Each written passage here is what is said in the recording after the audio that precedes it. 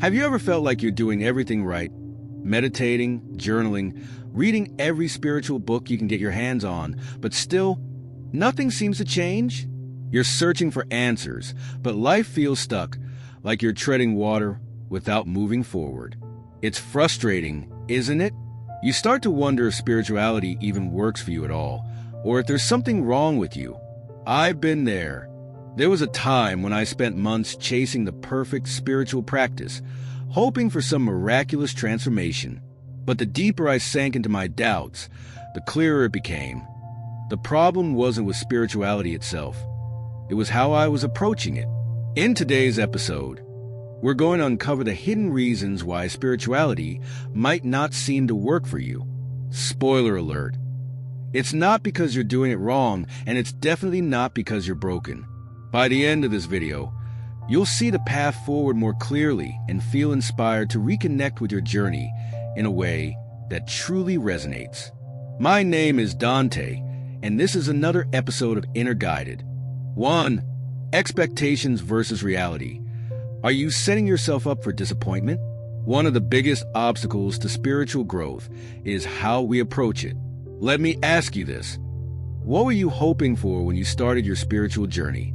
Maybe you envisioned peace, clarity, or even a life free from stress and problems. It's natural to want these things, but here's the catch. Sometimes, our expectations create a pressure so intense that it suffocates the very growth we're seeking. Let me tell you a story.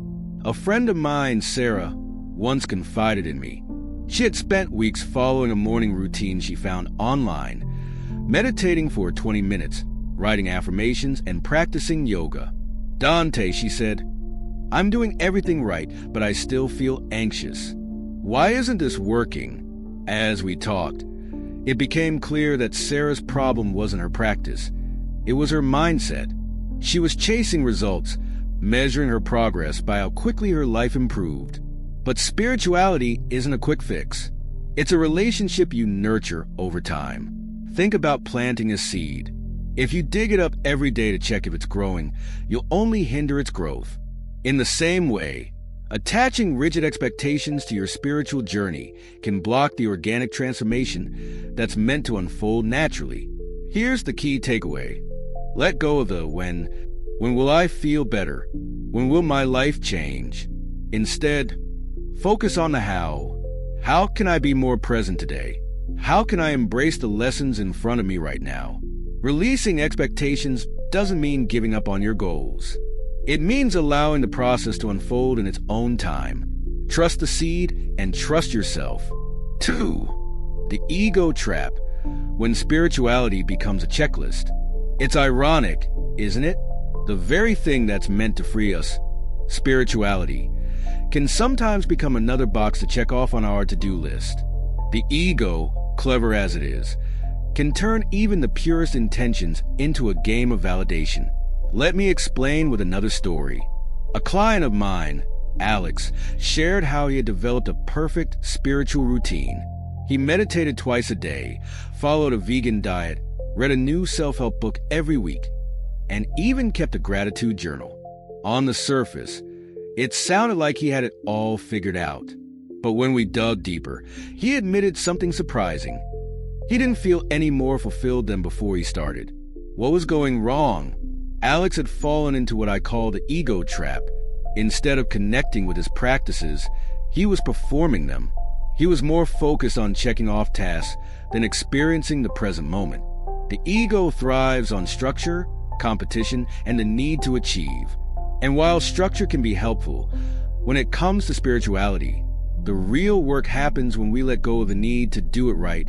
Spirituality is not about proving anything to yourself or others. It's about rediscovering who you already are. Ask yourself, are you meditating to experience peace, or because you're afraid you'll fail if you don't? Are you journaling to explore your inner self, or because it's what all the successful people do?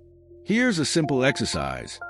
The next time you engage in any spiritual practice, pause and ask, why am I doing this? If the answer feels tied to validation, perfection, or fear of failure, take a step back. Give yourself permission to let go of the rules and simply be. Sometimes, the most profound spiritual practice is sitting quietly and breathing without an agenda. The ego isn't your enemy, but it needs to be understood. Once you see its patterns, you can lovingly redirect your energy toward authentic connection, not performance. 3. Ignoring the shadow. Why growth requires facing discomfort. If spirituality feels like it's not working for you, there's a chance you've been avoiding the one thing that could truly set you free. Your shadow. The shadow is the part of ourselves we don't like to acknowledge. Our fears, insecurities, and past wounds. It's messy, uncomfortable, and often painful. But here's the paradox. True growth only happens when we're willing to face it. Let me share a story about my own journey. Years ago, I was obsessed with positivity. I refused to entertain negative thoughts, thinking they would somehow derail my progress. But beneath the surface, I was carrying unresolved pain, grief from losing a loved one and guilt over mistakes I had made. I thought I could meditate my way out of those feelings, but the truth was, I needed to confront them head on. One evening, during a particularly emotional meditation, everything I had been avoiding came rushing to the surface. At first, I resisted. This isn't what spirituality is supposed to feel like, I thought. But as I sat with the discomfort, something incredible happened. I stopped fighting. I allowed myself to feel everything, the sadness, the fear, the regret. And in that moment of surrender, I discovered a deeper layer of peace than I'd ever known. Many of us fall into the trap of spiritual bypassing, using spiritual practices to avoid facing our pain. But avoiding the shadow doesn't make it go away.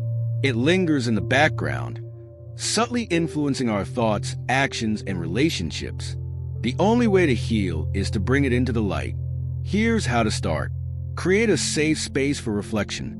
Whether it's through journaling, therapy, or meditation, give yourself permission to explore your emotions without judgment. Recognize your triggers. Pay attention to what makes you uncomfortable or defensive. These moments often point directly to unresolved wounds. Be patient. Healing the shadow is a process, not a destination. Some days will feel heavier than others, and that's okay. Facing the shadow isn't easy, but it's transformative. It allows you to integrate every part of yourself, the light and the dark, into a whole, authentic being. 4. External versus internal. Are you looking for answers in the wrong places?